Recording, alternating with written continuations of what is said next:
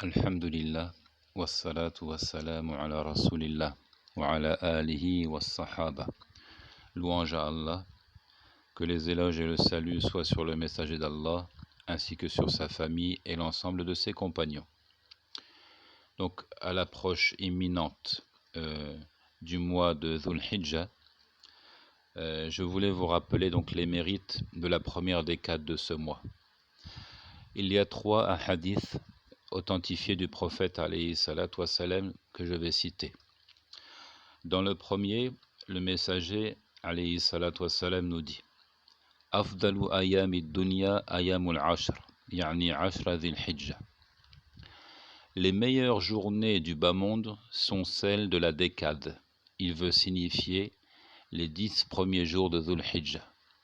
Ce récit est authentifié donc par l'imam al-Albani dans Sahih al-Jami' au numéro 1133. وفي حديث آخر قال عليه الصلاة والسلام أفضل أيام الدنيا العشر يعني عشر ذي الحجة قيل ولا مثلهن في سبيل الله قال ولا مثلهن في سبيل الله إلا رجل عفر وجهه بالتراب. Dans le deuxième hadith, il nous dit les meilleurs jours du bas monde sont les 10, c'est-à-dire les 10 premiers jours de Dhul Hijjah. On dit, pas même leur pareil dans le sentier d'Allah, c'est-à-dire pas même 10 jours qu'un musulman passerait à combattre pour la cause d'Allah, 10 jours consacrés à une expédition militaire. Il répondit, pas même leur pareil dans le sentier d'Allah, sauf un homme qui a roulé son visage dans la poussière, c'est-à-dire qui s'est donné entièrement à cette cause. Et on peut peut-être même l'interpréter comme étant le fait de tomber, de mourir dans le sentier d'Allah, pour preuve le récit qui va suivre. Donc celui-ci, ce hadith, il est rapporté, donc il est authentifié encore par l'imam al-Albani dans Sahih at-Targhib wa at-Tarhib au numéro 1150. وقال عليه الصلاة والسلام ما من أيام العمل الصالح فيها أحب إلى الله من هذه الأيام العشر قالوا يا رسول الله ولا الجهاد في سبيل الله قال ولا الجهاد في سبيل الله إلا رجل خرج بنفسه وماله ثم لم يرجع من ذلك بشيء. Enfin, ce dernier hadith qui est le plus authentique, rapporté par Al-Bukhari au numéro 969 et aussi par Ibn Hibban dans son Sahih au numéro 224. Le messager nous dit il n'est pas de jours durant lesquels l'œuvre pieuse est plus aimée d'Allah que ces 10 jours, c'est-à-dire la première décade de Dhul Hijjah. Je répète, il n'est pas de jours durant lesquels l'œuvre pieuse est plus aimée d'Allah que ces 10 jours-là. Il veut signifier la première décade de Dhul Hijjah. Ils dirent, ô messager d'Allah, pas même le djihad sur le chemin d'Allah, il dit pas même le djihad sur le chemin d'Allah, à l'exception d'un homme qui est sorti avec sa personne et ses biens pour ensuite ne rien rapporter, et qui ensuite n'est revenu avec rien de cela, c'est-à-dire il ne s'est pas contenté d'équiper et de financer une expédition, mais il a plutôt souhaité y participer en personne, physiquement, et il a tout donné, donc il a tout donné jusque sa vie. Donc celui qui meurt dans le sentier d'Allah peut espérer se rapprocher des mérites accordés à la première décade de Dhul Hijjah. Il peut espérer que son œuvre puisse enfin être comparée à celle des adorations réalisées durant la première décade. Donc 3 hadiths authentiques qui indiquent le grand mérite, n'est-ce pas, accordé à ces 10 premiers jours de Dhul Hijjah et qui laissent clairement entendre qu'ils sont les meilleurs jours de l'année. Les meilleurs jours de toute l'année, ce sont ces 10 premiers jours de Dhul Hijjah. Donc meilleur encore, pour ceux qui se posent la question, que les 10 derniers jours du mois de Ramadan. Les 10 derniers jours du mois de Ramadan. قال العلامة ابن عثيمين رحمه الله الناس في غفلة عن عشر ذي الحجة فعلى طلبة العلم أن يبين فضلها للعامة فالعامة يحبون الخير ولكن قد غفل طلبة العلم عن تنبيههم. Ibn Uthaymin, qu'Allah lui soit clément, dit dans Majmou' Fatawa wa Rasail al-Uthaymin, donc volume 25 à la page 189. Il a dit Les gens sont inattentifs à cette décade de Dhul Hijjah. Il incombe donc aux étudiants en théologie d'exposer leurs mérites à la masse. En effet, les simples dévots, l'amma, c'est-à-dire le commun des musulmans qui n'a pas tellement étudié la religion, l'amma, les simples dévots aiment le bien. Qu'est-ce qui les caractérise? Il nous dit, ils aiment le bien. C'est dans leur nature, ils aiment faire du bien. Cependant, les étudiants en théologie ont fait preuve d'insouciance et n'ont pas pris la peine de les interpeller, d'attirer leur attention sur les mérites de cette première décade. Donc le cheikh remet la faute sur qui? Sur les prédicateurs, sur les étudiants en théologie, qui n'ont pas pris la peine d'attirer l'attention des simples musulmans, des simples dévots sur les mérites de cette première décade. وقال رحمه الله في شرح الممتع il dit فالعمل الصالح في أيام عشر ذي الحجة ومن ذلك الصوم أحب إلى الله من العمل الصالح في العشر الأواخر من رمضان ومع ذلك فالأيام العشر من ذي الحجة الناس في غفلة عنها تمر والناس على عاداتهم لا تجد زيادة في قراءة القرآن ولا العبادات الأخرى بل حتى التكبير بعضهم يشيح به. Ibn Uthaymin toujours qui dit dans Sharh al-Mumti', donc volume 6 à la page 470, l'œuvre de piété durant la première décade de Dhul Hijjah, parmi lesquelles le jeûne, est plus aimée d'Allah que celle réalisée dans la dernière décade de Ramadan.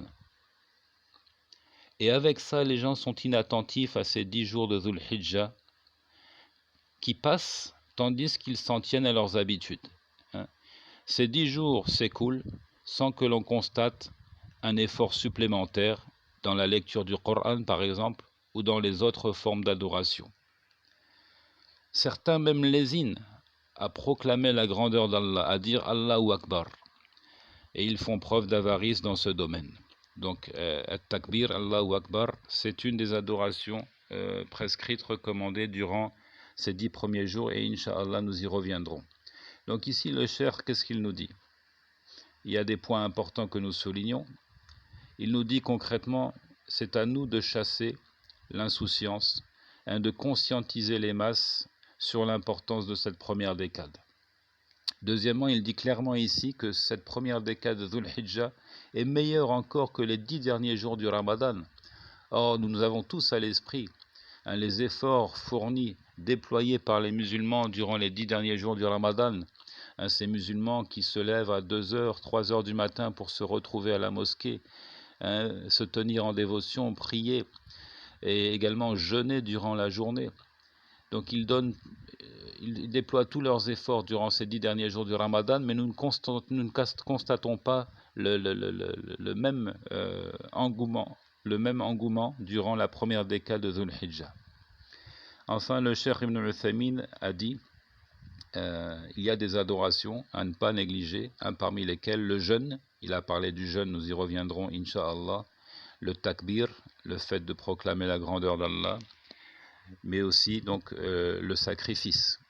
Et évidemment le hajj, parce que c'est la période du hajj, du grand pèlerinage, mais nous nous concentrons sur les adorations qui pourront être réalisées par ceux qui ne sont pas partis à la Mecque, d'autant plus que cette année, dans un contexte très particulier de la pandémie du Covid-19, le pays n'a pas ouvert ses frontières et seuls les gens résidant en Arabie Saoudite donc pourront accomplir le pèlerinage et avec un nombre restreint donc de pèlerins.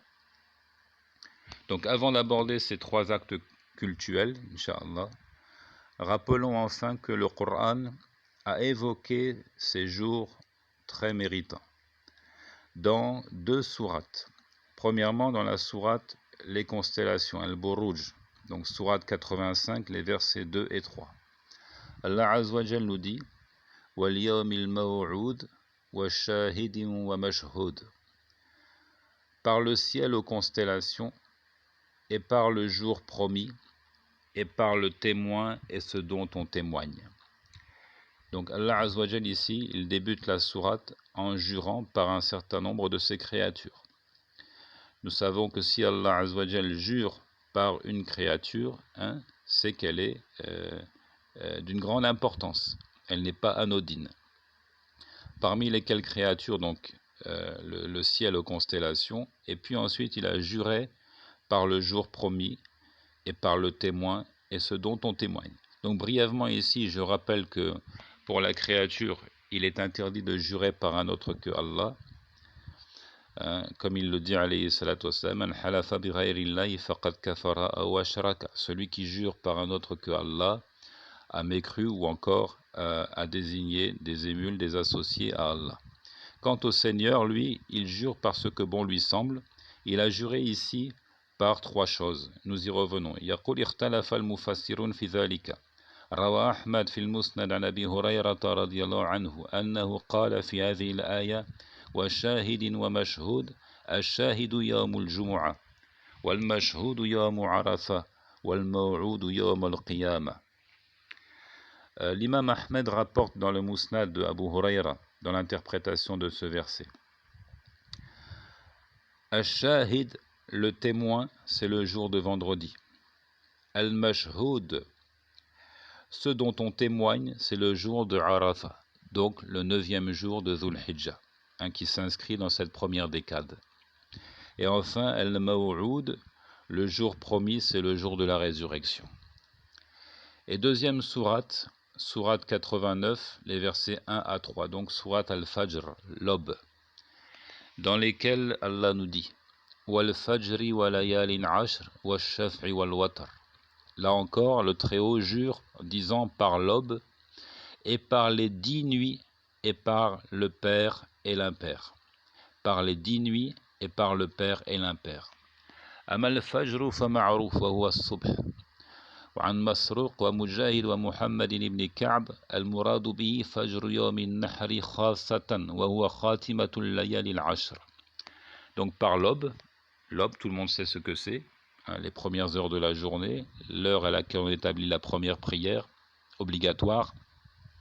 Masruq, Mujahid et Mohammed ibn Ka'b ont dit, on veut signifier par là l'aube du jour du sacrifice en particulier, et qui incarne donc le dernier instant des 10 nuits, des 10 premières nuits de Dhul Hijjah, qui vient clôturer les 10 premières nuits.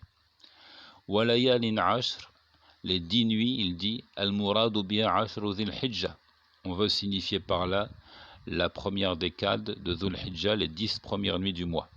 كما قاله ابن عباس وابن الزبير ومجاهد وغير واحد من السلف والخلف. Comme cela a été donc avancé par Ibn Abbas, par Ibn Zubair, Mujahid et d'autres. وقيل المراد بذلك العشر الأول من محرم والصحيح القول الأول. Certains ont prétendu qu'il s'agissait là de la première décade du mois de Muharram, mais Ibn Kathir nous dit le premier avis est l'avis le plus authentique. C'est donc la première décade de Dhul Hijjah. Wa shaf'i wal watr, ensuite il dit par le père et l'impair, qila al watru yawmu arafa li kawnihi at-tasi', wa anna ash-shaf'a yawmu an-nahri li kawnihi al-ashir, qalahu Ibn Abbas wa Ikrima wa ad-Dhahhak. Le père, c'est l'impair, pardon, on commence par l'impair. L'impair, c'est le jour de Arafat, puisqu'il est le 9e jour. Et le père, c'est le jour, père P-A-I-R, c'est le jour du sacrifice, puisqu'il est le 10e. Cet avis donc a été avancé par Ibn Abbas, Ikrima et Ad-Dhahhak. Tout ça pour dire que, compte tenu de l'importance de cette première décade, elle a été évoquée par le Très-Haut dans son livre, et ce à travers 2 versets, un premier dans la sourate Les Constellations, et une deuxième fois donc dans la sourate l'aube. Wallahu ta'ala a'lam.